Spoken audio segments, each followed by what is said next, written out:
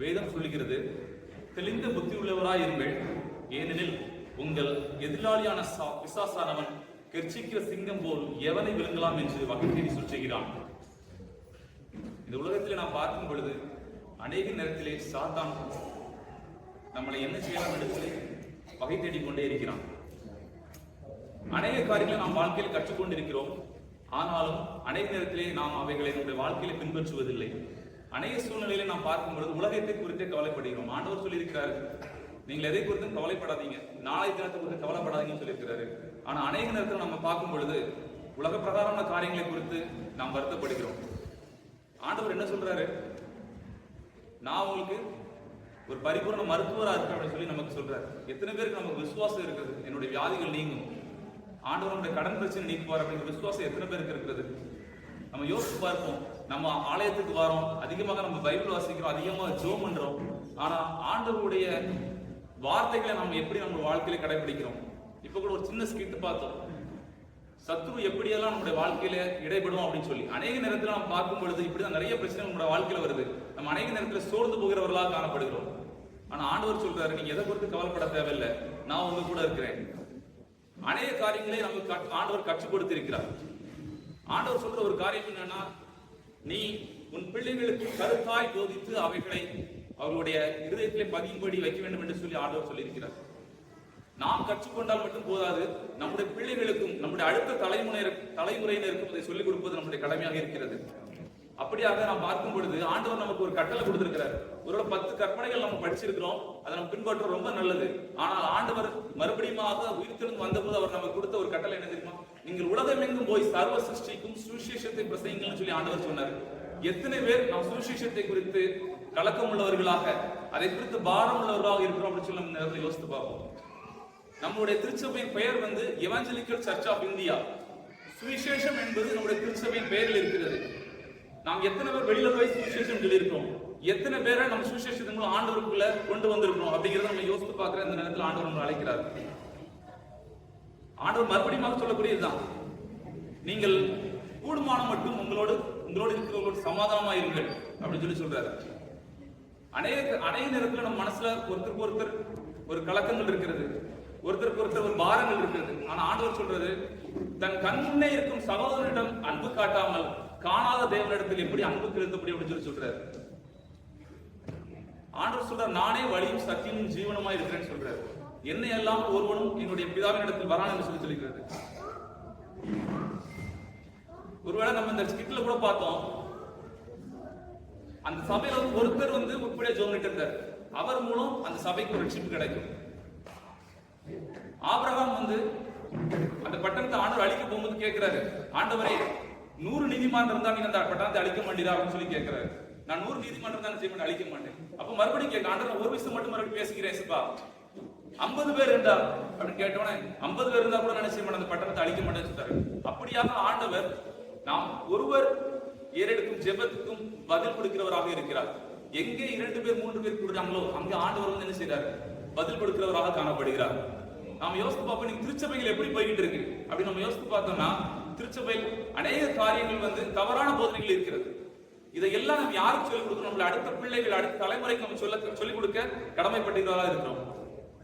ஒருவேளை நம்ம இப்ப ஆராதனை வந்திருக்கிறோம், ஆராதனை இருக்கும்போது இன்னைக்கு விதவிதமான ஆராதனைகள் நடக்குது. நீங்க ஒவ்வொரு சபைக்கு போனீங்கன்னா ஆராதனைங்கிறது எப்படி இருக்குன்னா, ஒரு லைட் போட்டு ஒரு ஆடியோ சவுண்ட்ஸ் வச்சு அப்படி இருந்தா ஆராதனை அப்படிங்கிற ஒரு காரியங்கள் இருக்கிறது.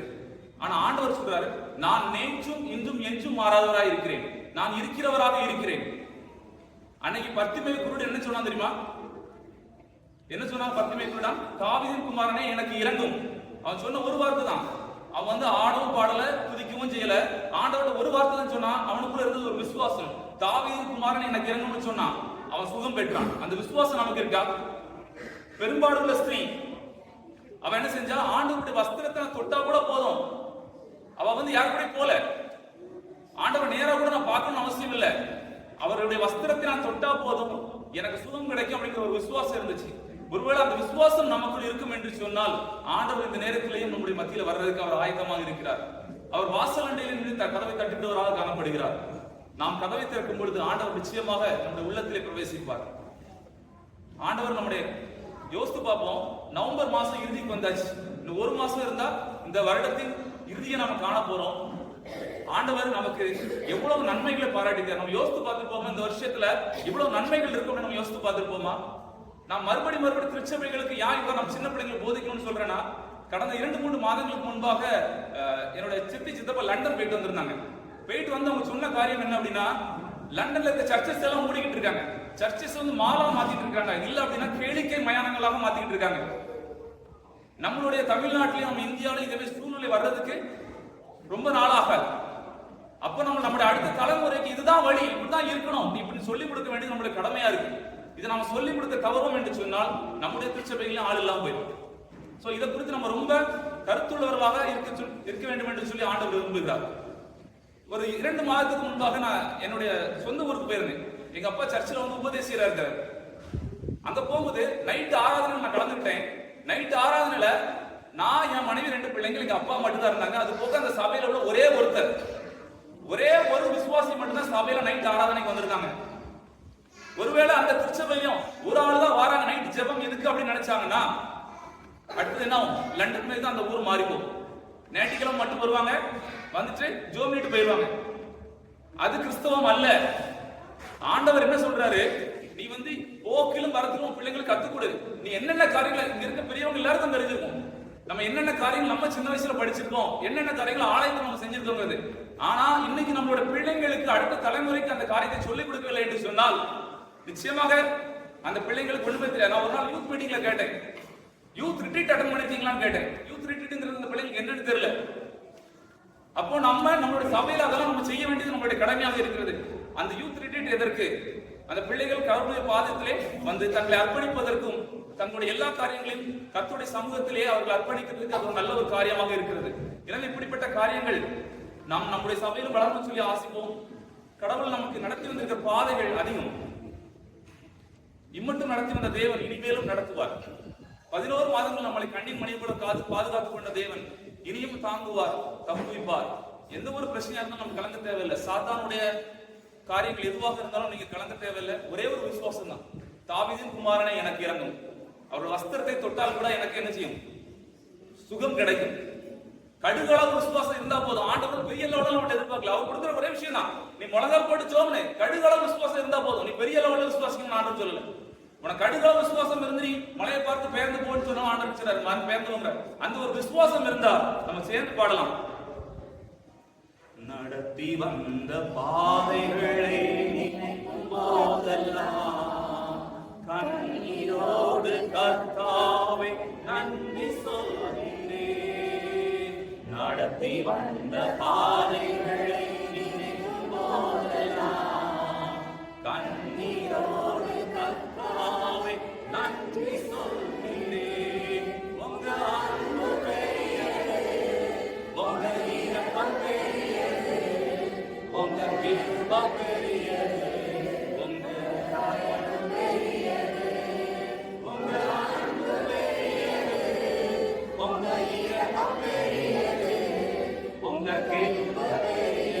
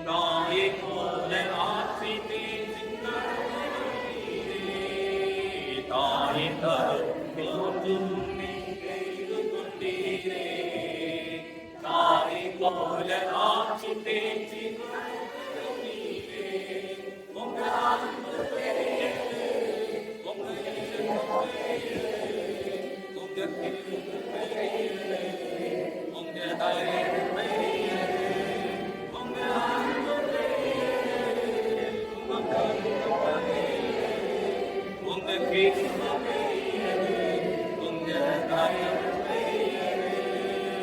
கர்த்தர் செய்ய நினைத்தது காலைவனமல்ல, சகலத்தையும் நன்மையாக செய்து முடித்தீரே. கர்த்தர் செய்ய நினைத்தது காலைவனமல்ல, சகலத்தையும் நன்மையாக செய்து முடித்தீரே. உங்க அன்பு பெரியது, உங்க இரக்கம் பெரியது, உங்க கிருபை பெரியது, உங்க தயவு பெரியது, உங்க அன்பு பெரியது, உங்க இரக்கம் பெரியது, உங்க கிருபை பெரியது, உங்க தயவு பெரியது. ஆவியானவரே, ஆவியானவரே, பரிசுத்த ஆவியானவரே,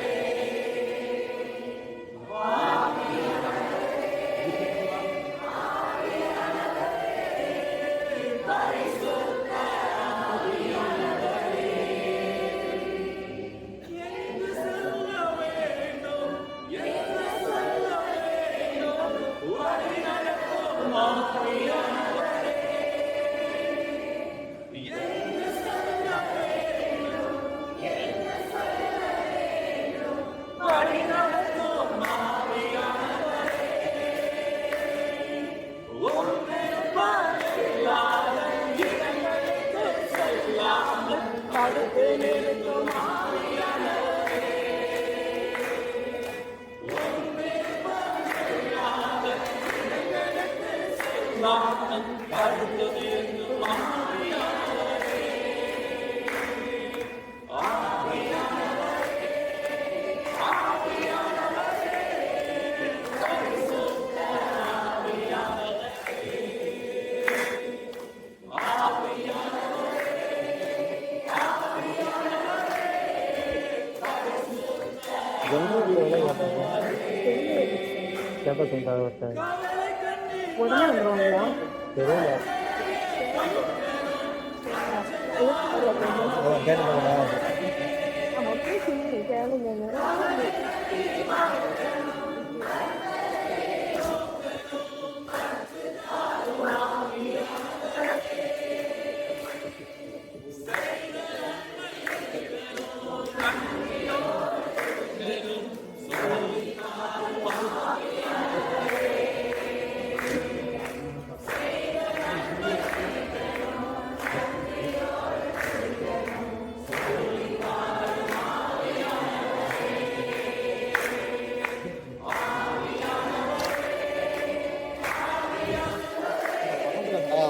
ஆம் ரோட்டில் தான் இருக்கான்.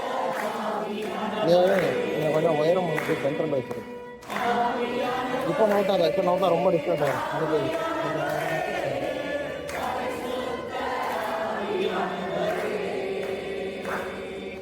எதிரிகளை சூழ்ச்சிகள் சாத்தாய்